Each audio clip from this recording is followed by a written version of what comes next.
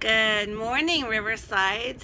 This is Sunshine, and I am going to try to get through some of this very long poem that I entitled Upon This Rock I Stand, aka the Jack and the Beanstalk Never Stop Growin poem. And I left it off with saying that I am not of this world. No, I don't believe I'm an alien. I just don't belong here. I belong in heaven with the Lord. Okay? Tongue tied today. Okay, sometimes I'm so homesick I could just die. Did you really have to drill it into me, though, Lord, constantly, that I don't belong here? Well, I'm kind of grateful you did, because it's been so hard, not to mention lonely. And let us not forget door number 2. I would be on the receiving end of the wrong kind of attention for no apparent reason other than those 2 bullies. You know who you are. If not, denial ain't just a river in Egypt. Both of you decided from the get-go to gang up against me just because I was healthy? Really? And now that we are speaking of these deep, dark secrets, why did you never let me play with the 2 of you unless I agreed to be the baby in your crazy games? And then, because I was crying because something the 2 of you had done, Grandma would make me go outside and pick my switch from my bestest cottonwood tree. Yeah, thanks. That was fun. You know, though, sometimes I wonder if you are not secretly, happily smirking now because of the fact that it is me that must wear a leg brace and use crutches to get around or even stand up like you had to do when you were just 2. Again, not my fault. God's plan from the beginning. And yes, let us not forget to mention those 2 bullies again, supposedly close relatives of mine. Lord, are you sure I'm not adopted? They would be a little too quick to point their stubby fingers straight at me. I wonder if they realized that when they pointed one finger at the smallest and youngest and cutest of them all, dimples and freckles and light green eyes, crooked home-cut bangs, and sun-streaked hair. Come on. But Lord, what happened? I desire to be sunshine again. Well, here she is. She's back. When they were pointing those fingers, their one finger at me, in actuality, 3 of their own fingers were pointing right back in their own faces. How many times am I going to be blamed for being born with long, healthy, strong legs rather than not being the right daughter to contract polio? Tell me the truth, though, since I am being quite honest. Did your shooting me in the legs constantly with your dumb, dangerous BB gun, Uncle dear, have anything to do with that unfortunate fact? Did it make the 2 of you feel better? Well, great, because guess what? Now it's over. And you know who. I know you have suddenly decided to discard the Old Testament all by your pretty little self.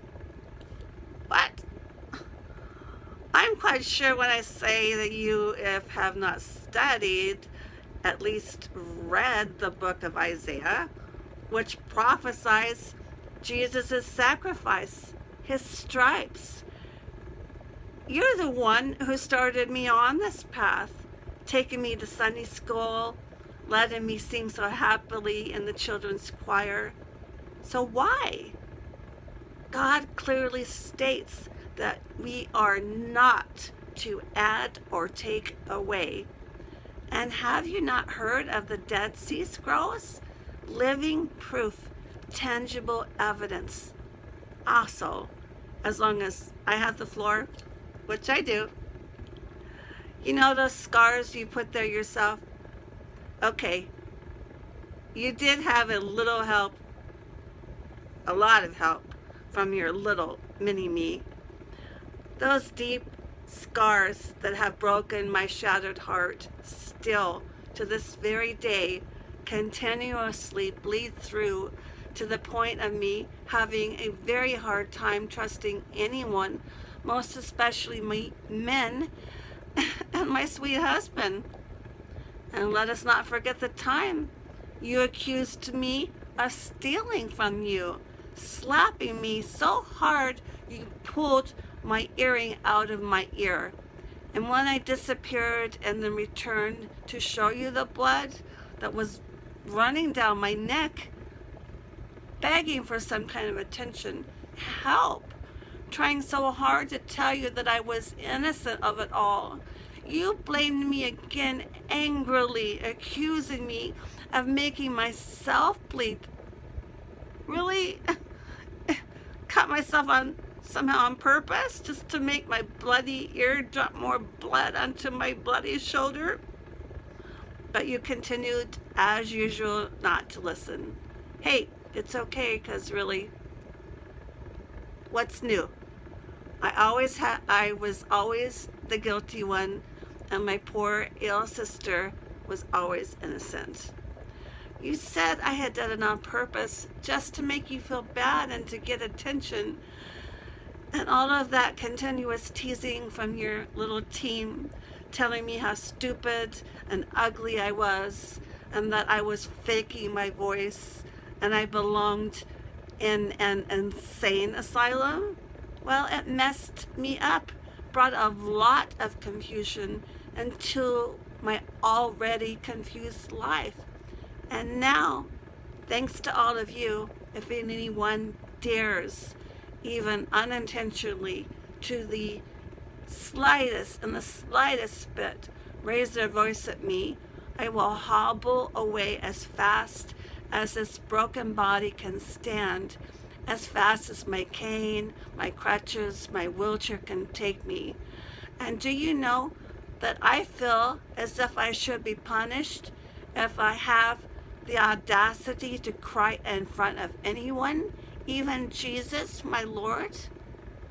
And whether you wish to admit it or not, because it is true, I did break my arm when playing with my friends, when I was just a cute little thing. So let's just say, okay, for the sake of argument, that it was a sprain. It is a medical fact that sprains hurt much worse than breaks. I have had both, so I know. And question here, did you help that little 5-year-old? Nope. You immediately sent me to my tiny room that was about the size of Harry Potter's under the stairs closet. Apparently my crying was not only embarrassing you in front of your friends, but ostensibly my sobbing was sending you up the wall. But then my daddy came home and heard my blanket and hundreds of stuffed toy covered sobs and picked me up in his strong arms and whisked me away to the hospital like a knight in shining armor. Even though one of my first memories is coming home from school, seeing open and empty boxes and open kitchen cabinets, and not knowing if he was coming home or leaving us again. I hope, Daddy, you knew, though, I still loved you. I still do, and I forgive you. Okay, that's it for today. I hope you enjoyed TTFN and NOTW. I'm gonna turn it off right now.